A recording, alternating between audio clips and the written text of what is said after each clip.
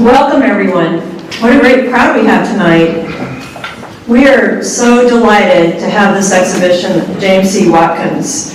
And of course, an exhibition like this could not be possible without our underwriters, and so I would like to acknowledge them. The Texas Commission on the Arts, the National Endowment for the Arts, the Wesley W. Washburn, MD, and Lulu Smith, MD Endowment Fund, the C. Homer and Edith Fuller Chambers Charitable Foundation, the City of Beaumont, the members of the Art Museum of Southeast Texas, and additional support was provided by Mr. and Mrs. James Payne. To find out more about the National Endowment for the Arts and how they grant individuals and communities, visit www.arts.gov. Also, I wanted to put out a little advertisement for our membership. If you're not a member, members are the backbone of this museum. That's what supports this museum. That's what brings in programs like this, because all the shipping, insurance, to fly these guys in, honorariums, essay fees, speaker fees, all of that comes from members, people who support the museum. So consider joining. Memberships start at $25 and go all the way up to $1,000. Of course, we love you if you're a President's Club member, but we love you if you're a student or senior at $25 too. So please consider joining the museum tonight if you're not a member. So without further ado, I'm going to turn it over to our wonderful curator of exhibitions, Caitlin Clay. Caitlin?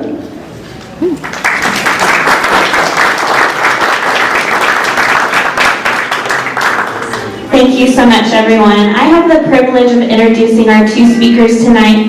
First, we have James Watkins, who is our exhibition artist, and we have Joshua Green, who is the director of NCECA. And I would like to read out some of their wonderful accomplishments before they get to their fantastic talk tonight. So Josh Green has served as NCECA's executive director since late 2010. From 1989 until just prior to taking on his present role, his work with Manchester Craftsman Guild in Pittsburgh, Pennsylvania, was filled with transformative professional experiences and relationships. Curiously, and perhaps disturbingly as a toddler, he is said to have been discovered walking into a party in a family friend's home carrying a portion of what had been a small pet turtle. Thankfully, this curiosity turned toward creative pursuits through clay when he was in his teens, and his older brother Bob, who also became a studio potter, conspired with their dad to bring a potter's wheel into the family home as a birthday gift. During this awareness of the ceramic art form and expansion, he had summer instruction at Hinckley Haystack in Maine, where he encountered Michael and Magdalena Frimkes, a glazed chemistry course at Greenwich House Pottery, and a kiln building workshop. He went on to earn his BA at Bennington College in Vermont, where he studied writing and visual art while continuing to focus in ceramics with Jane Ford, Abersold, and Stanley Rosen, before earning his MFA at the Cranbrook Academy of Art, where he studied with John Kaneko and met his wife, artist and educator Denise Suska Green. Over time, Green has continued to write about ceramics, community arts, and other topics. He has also taught at Central Piedmont Community College, Carnegie Mellon University, and Chatham University. He has exhibited work nationally and received grants from Pennsylvania Council on the Arts, the Japan Fulbright Teachers Fund, and other sources. His writing has been published by NCECA, Ceramics Art and Perception, Ceramics Technical, American Craft, the Journal of the National Art Education Association, Arts, Hansa, UNESCO, and many others. Please welcome Josh Green.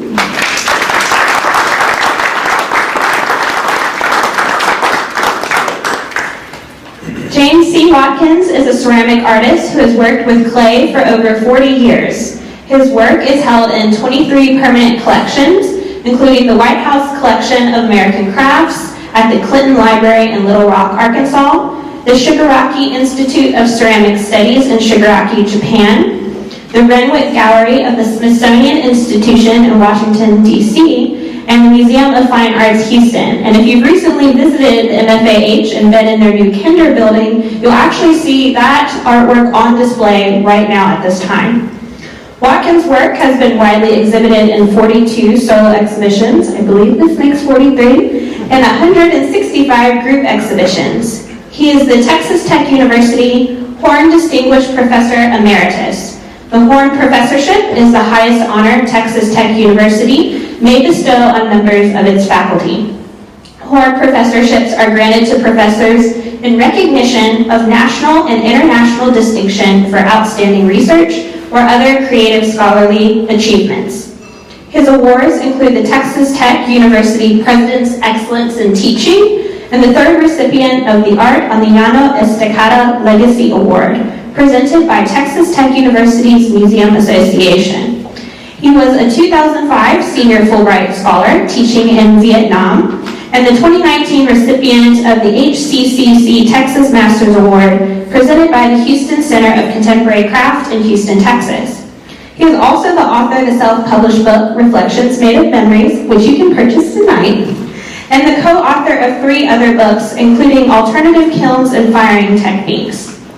His work is the subject of a book entitled A Meditation of Fire, The Art of James C. Watkins by Kipra D. Hopper, published by Texas Tech University Press.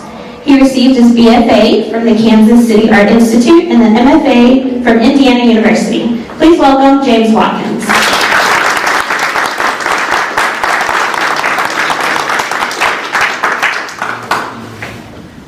Thank you very much. It's a great honor to have an exhibition here and to speak to you guys today. I want to tell you how I got started in art and how I was introduced to ceramics. It's kind of an inspiring story. I grew up in Athens, Alabama. My parents were proud farmers. And my mother and father, they had their own color dairy. My mother believed that the color of your clothes could influence your emotional state. She believed that red and orange could make you more alert and happy. And my father believed that by painting our house green, that it would ensure a good harvest. So if you can imagine 6 kids, 3 boys and 3 girls, and I'm the oldest, running around a greenhouse dressed in red and orange, making mud castles and mud pies. So that was my upbringing. So I believe that all human beings are creative and have the potential to be artists. I believe that what makes an artist is that there's something that happens somewhere in their life that ignites that DNA that is in all of us, that is creative. And I want to tell you some of the things that happened to me that ignited that. When I was a young boy, I would stay with my grandparents, and my grandmother would give me old calendars, and I would lay on the floor and draw images of my great-grandmother that was hanging on the wall. And I would draw it over and over and over again. And then when I went to the first grade, we drew our lessons on big cheap tablets. Anybody ever? Yeah. So I would fill up big cheap tablets with drawings, like every week, of cowboys and horses. And my mother would be really upset with me. She would scold me, and one day my grandmother was there, and she heard the scolding, and she said, don't fuss at him. One day he's going to be an artist. That was the first time I'd heard that. She said, I'll buy his big cheap tablets. So she would buy a case of big cheap tablets for me. And from that day on, from the first grade, 6 years old, I knew what I was going to be, and that was an artist. I didn't know what type I would be, but I knew I was going to be an artist. So then in high school, I had a very supportive high school teacher. I went to a segregated school when we had insufficient funds, But he was a very supportive person. His name was Mr. Thomas Brown, and he taught me how to make charcoal from burnt stems and to make my own brushes from the hair of farm animals. And then when I went to, well, before that, my mother started collecting magazines that had to draw me advertisements in them. Do you remember those? So I would draw the images and she would mail them in. She didn't know anything about art, but she would say, did anybody ever do that? Sometimes there are people in the audience that did that. Yeah. So I would do the little drawings and she would critique them. She didn't know anything about art, but she would say, the eyes are too close together, it needs to be neater. Do it again. Yes, ma'am. So I would do it again and she would mail it in. And this went on from about maybe the 3rd grade all the way up to the 10th grade. And I came home one day and there was a strange man in the living room. And he was a Caucasian, and this was in the 1960s. And that was a weird thing in Alabama. And when I came home from school, he was there, and I thought that I'd been caught doing something naughty, and he was there to take me away. Because I've been doing lots of naughty things at 15. But he opened up the portfolio, and he had drawings that my mother had sent, and I was allowed to take a correspondence course. But that meant that my father had to pay $20 a month for me to take the course, and they would send me a booklet and art supplies, and I would read the booklet, do the drawings. Did anybody do it? No? So you did? Yeah. And so I would mail the assignments in. My instructor would put tracing paper on top of it, critique it, send me a grade.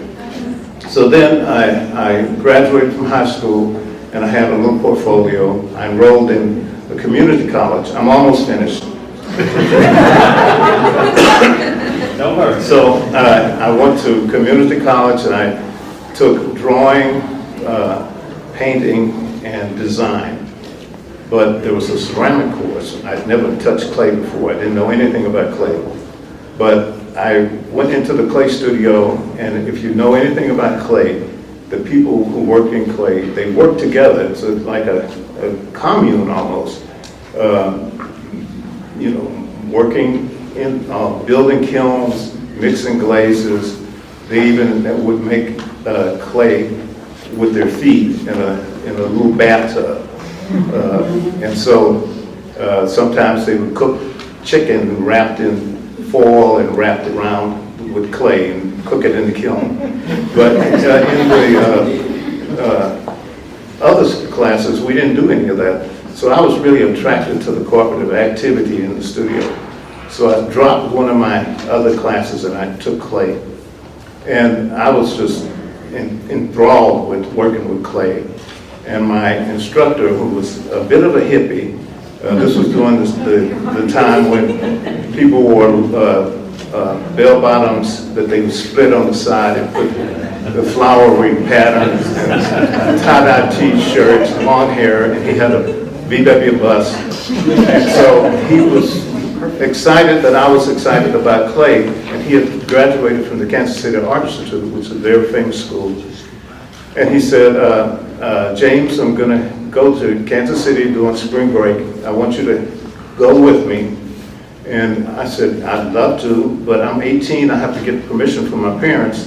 And I thought, but they're not going to let me go when they see him.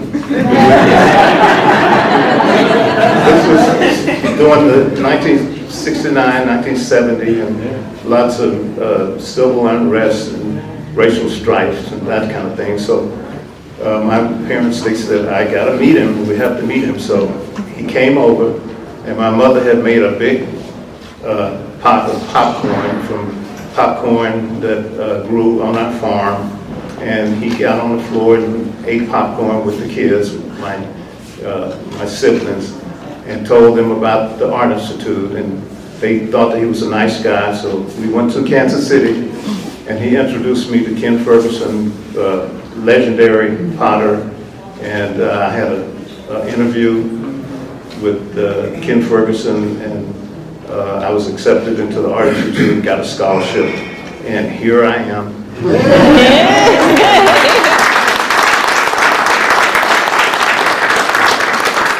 So that's my story. That's a tough one to follow.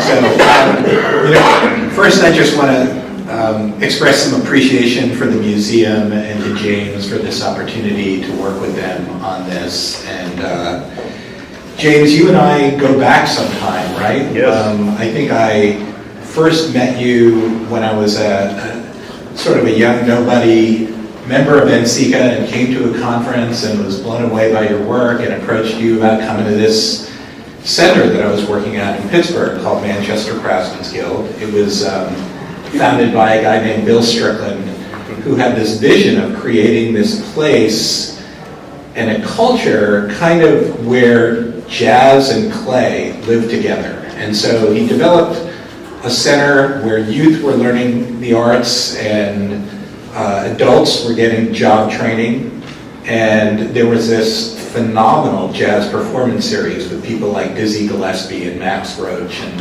they came to play live and were recorded there also. And I always remembered Bill and the concert and jazz label producer Marty Ashby kind of talking about how clay and jazz were related, and particularly they talked about this idea of community that you just mentioned, and this idea that, you know, jazz musicians would need to spend hours and hours in solitude, right, honing their craft, but it was really in coming together that the art was created. And there was also long periods of travel in between gigs, and they said that stories were so important to the continuity of jazz across generations. And it supported not only learning the music, but also innovating on the music. And stories are also the organizing idea behind this exhibition.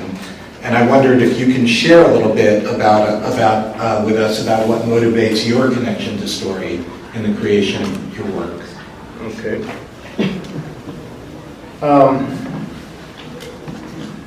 Well, let me tell you a story that kind of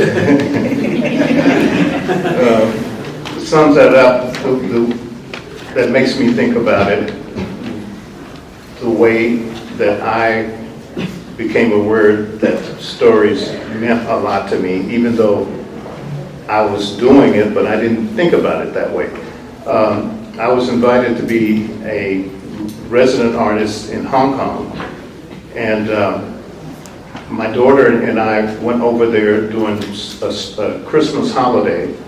She was on vacation from school, and we went over during the Christmas holiday. We got there at 2 o'clock in the morning, and I had to give a lecture at 2 o'clock that afternoon, and I had jet lag, and so it felt like I was drunk, and I had to give this lecture, and I was messing up and forgetting a lot of stories. And she tried to help me. She said, "Dad, you know, tell the story about being lost in the desert and how that affected your work, and how you made a series of work related to that," which was actually those two pieces back there. So I got on board, and I told the stories, and it brought me back to life, and I've had a successful lecture. But during that time, I noticed that there was a man sitting to my right, who the lecture was being translated by a guy who was translating it into Mandarin. In Hong Kong, most of them speak English and Cantonese, and he was dressed in a suit and tie, and he looked very important. And after the lecture, he came over with his translator, and he said his name was Baiwan, and that he was the director of a museum in Shenzhen, China. And he said, "I understand your work." He said, "You collect memories." And I said, "Oh, okay." I collect memories. So he said, "I want to give you a memory. He said, I have a daughter who speaks perfect English. This was all being translated. He said, I want you to come to Shenzhen, China, and stay 15 days. And he was specific. He said, 15 days. And I will have her travel with you to various important places in China so that you could have memories to take back and make art. And I said, okay. And I didn't think he was going to do it, so I, kept working in Hong Kong. And then he sent me the notice, and I went to China and saw the most amazing things. And a number of the pieces in this show are related to that. So I think that answers your question without a lot of words. I think it's a great answer. So, one of the things that's always stood out for me about your work is its exemplary commitment to your craftsmanship and the whole value of craft. And I think when we're in its presence, I think you'd all agree that we kind of have this experience of wonder, not unlike when we find ourselves in the midst of something really beautiful in nature. Am I the only one that feels that way when I look at this? It's like these things were made by something, some force bigger and greater than us, I think. And I was involved in a discussion recently with one of my dear mentors, and he talked about the creative process being a kind of battlefield.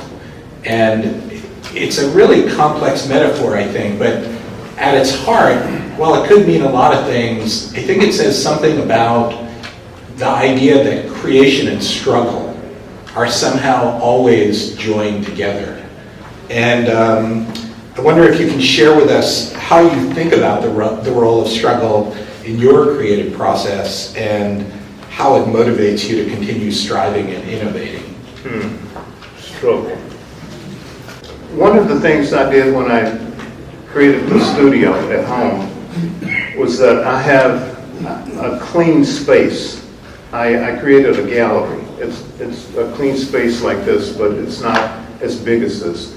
And I have pedestals and wall space, and I go out, and there are days when I don't work. I don't go out and make stuff, but I go out and I sit and I contemplate. I look at the work and I study it. I get ideas. I'll look at a piece and I'll say, what can I do? If, there will be times when I'm stuck. That may be a struggle.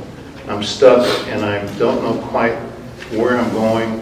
So I'll look at a piece and I'll take a sketchbook with me and I'll draw it and then I'll alter it. I'll change it and move it around and study it and move it around, and then I'll come up with something new. And so, but it's not, I'm not fighting, I'm playing. It's fun.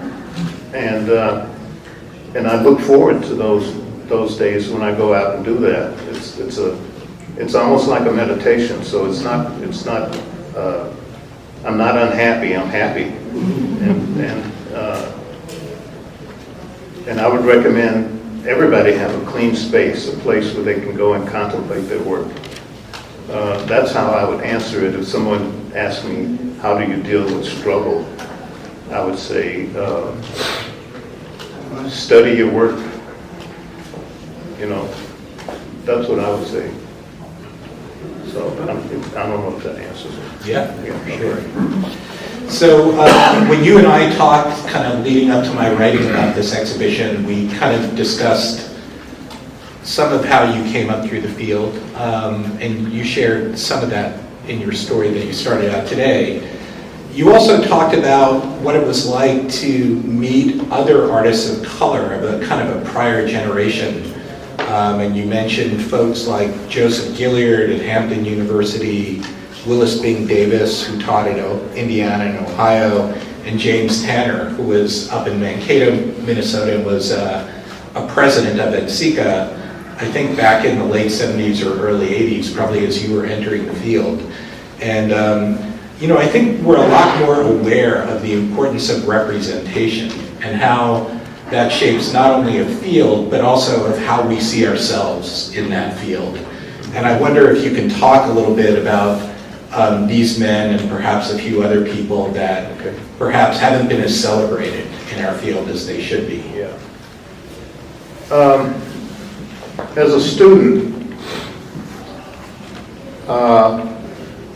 my instructors, with the exception of John Goodhart in graduate school, they didn't introduce me to other African Americans or people of color who were working with clay.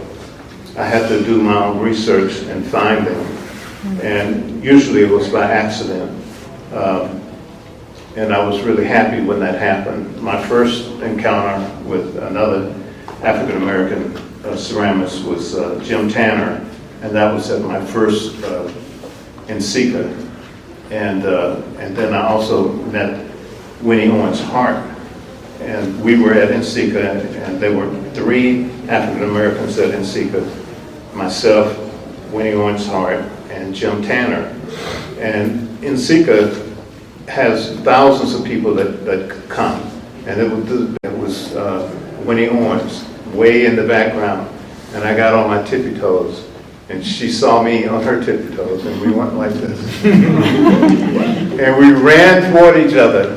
We had never seen each other before. We ran toward each other, and we gave each other a big hug. We were so happy to see each other, and we became really good friends. And Jim Tanner was the president of NSECA that year, so I felt that there was a place for us because of him being the president. So it gave me a sense of hope that, there was a place for us. And then I met other people after that.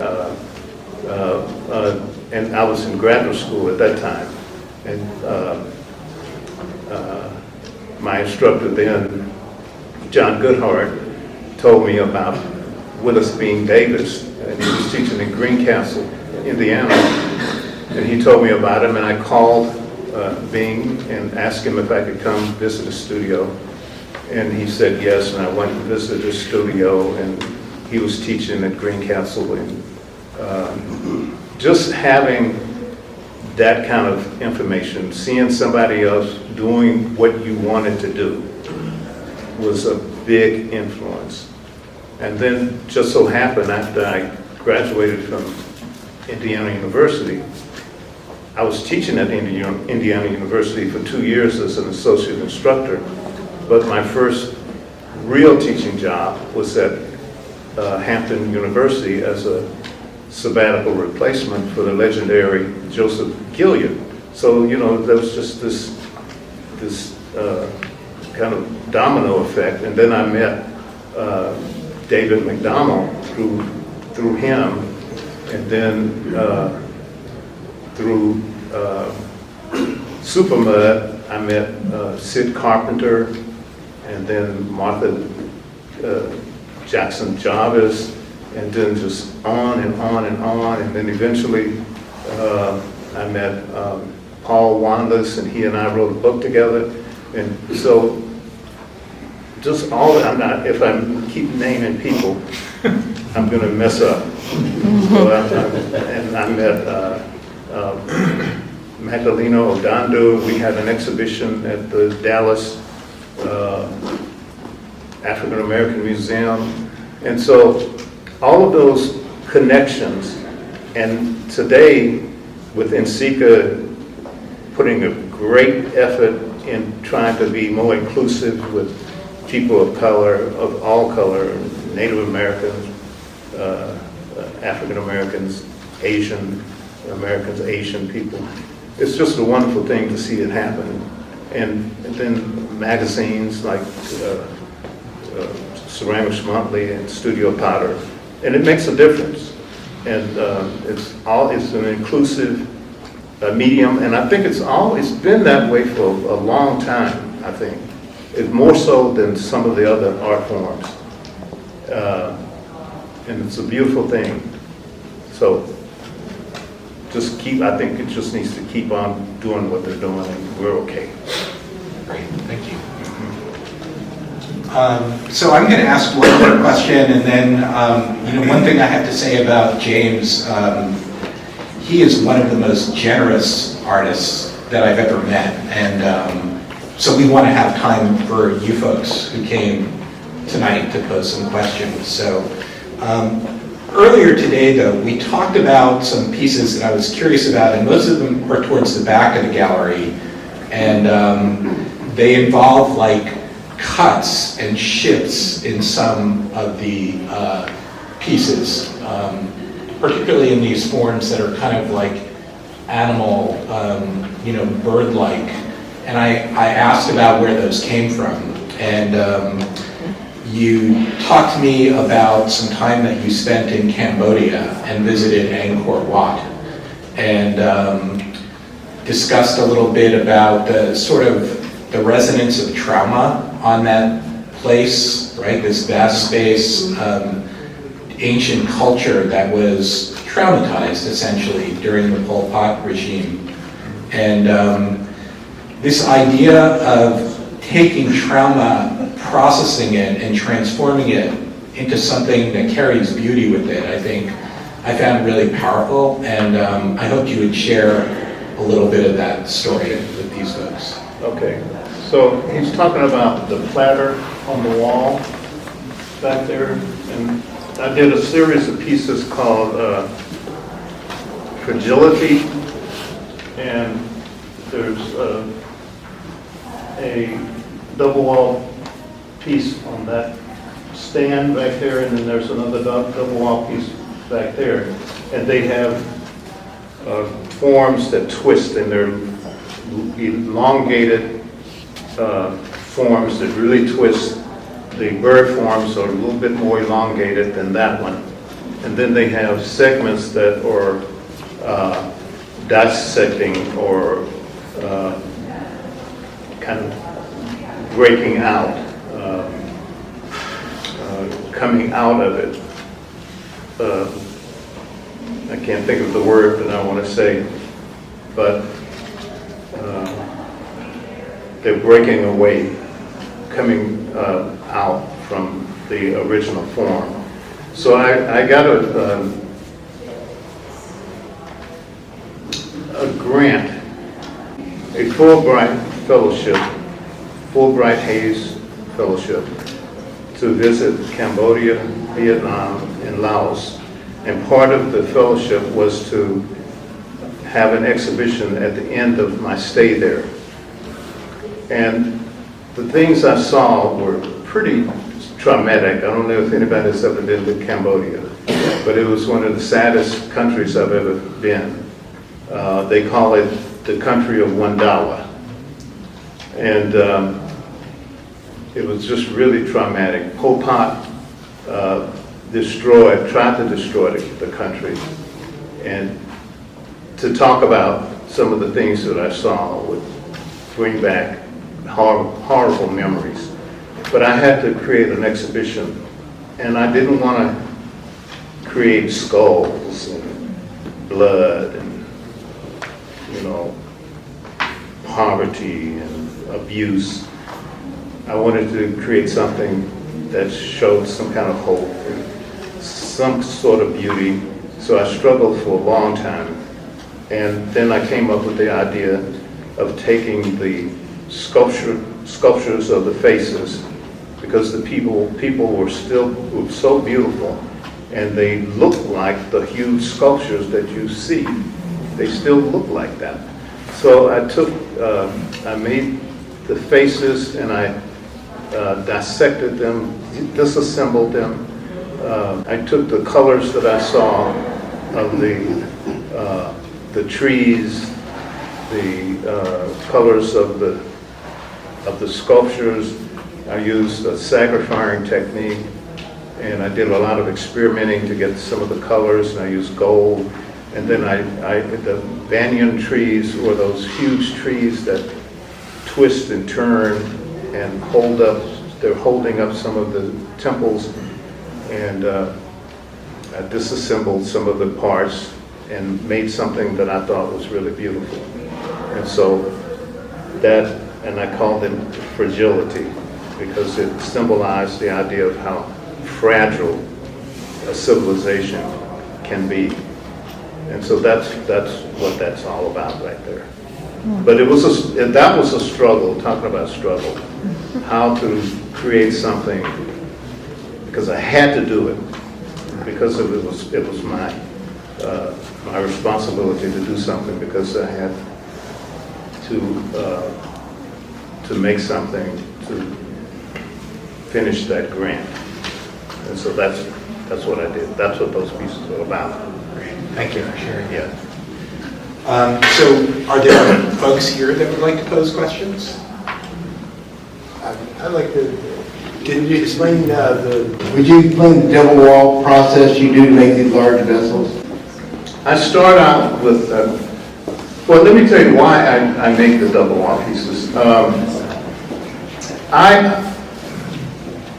I have something in common with folk artists, and I know that the museum here,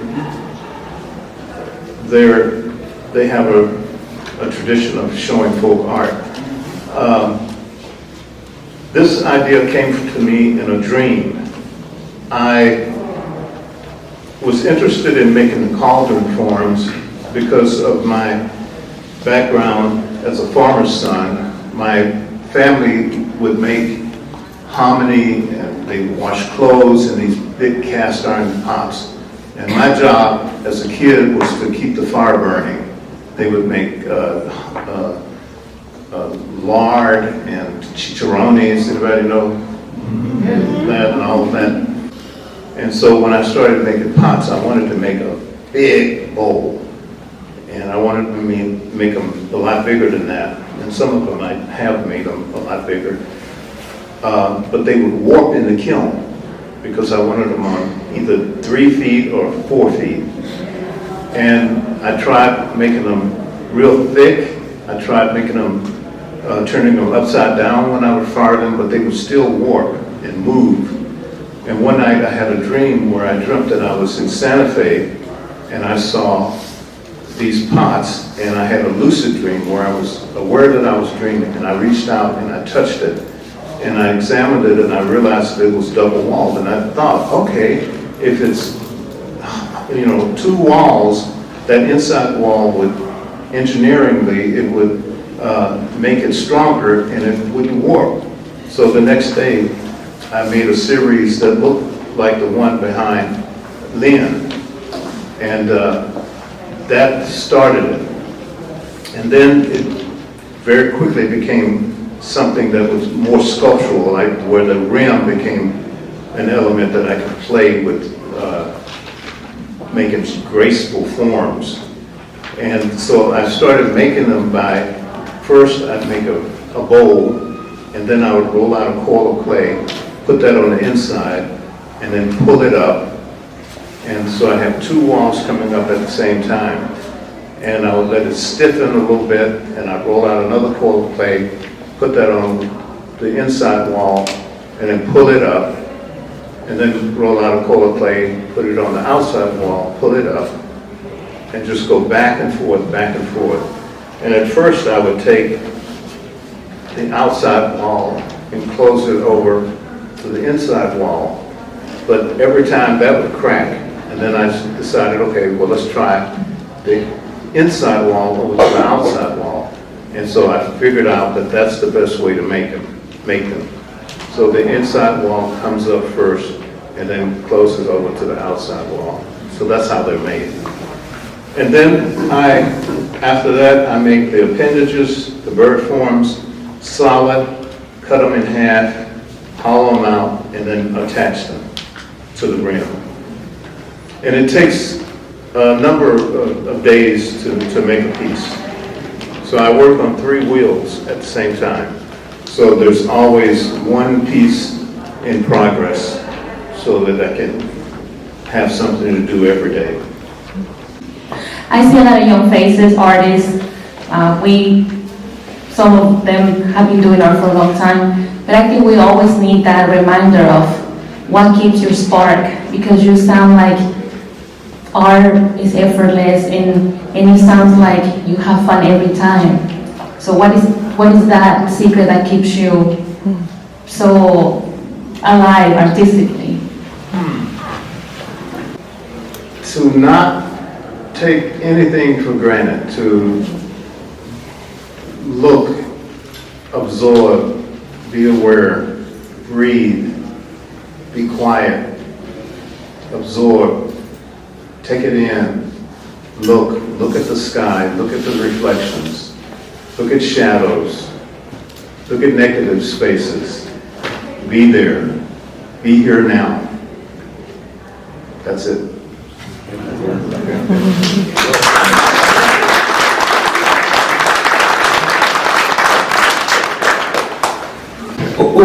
What span of time is represented here? What's your earliest work and your latest work here? Okay. This represents work that goes back to 1985 and all the way up to 2021. And the pieces, those three pieces there are the earliest pieces, and then the latest pieces are the ones back there. And this one. These here. Okay. And I jump around. I'll revisit an idea. So that tall golden jar In the back? is, yeah, that form is something that I did in the 80s.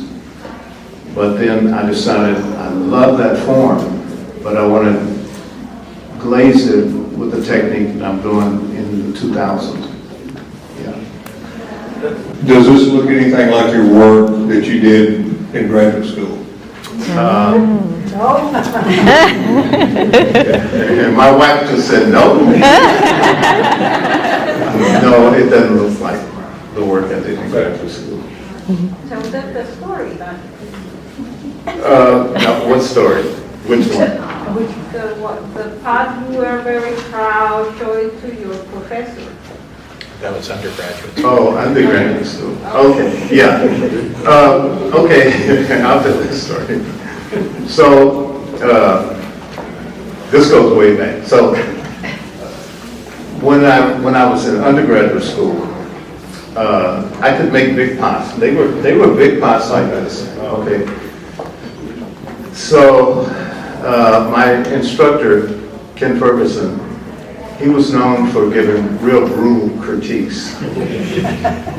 And I had made really big pots and I'd worked really hard. I was a hard worker.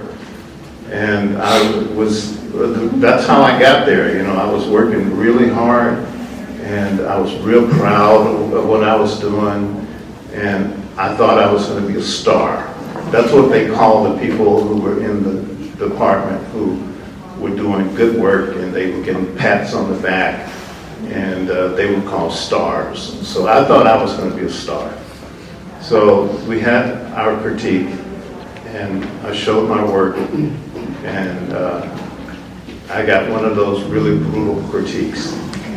And when we have our critiques, Ferguson would bring out the recycling bin. This huge metal trough.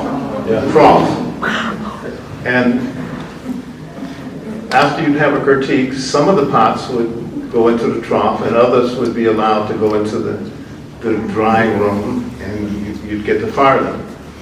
But on that day, all of my pots had to go into the recycling bin. And my heart was broken as I watched my pots dissolve into the water. And so there were times I had seen students who, when that would happen, they would leave the studio and they would come back. So I was heartbroken and I went to my apartment and I listened to a jazz album by John Coltrane called A Love Supreme. You know that? Yeah. And it rejuvenated me. It made me feel that there was a possibility that I could get better and that it wasn't the end of the world. And I went back to the studio and I realized that he was right. You know, they were not the best pots. They wiggled and they wobbled and they were a little bit heavy. But you can bet that my other pots were a lot better. And so I was grateful that he gave me that critique. But you know, in my own teaching, what I took away from that was, yes, give them the truth, but soften it. And so what I do, and what I did from after that when I started teaching, I would create a sandwich. I would start out with something nice to say. And it could be, gosh, you worked hard. And then I would go into the nitty-gritty. I would really, you know, tell the truth. And then at the end, I would say something like, I know you can do better. You know, create a sandwich. And that's it. Okay. Okay, thank you.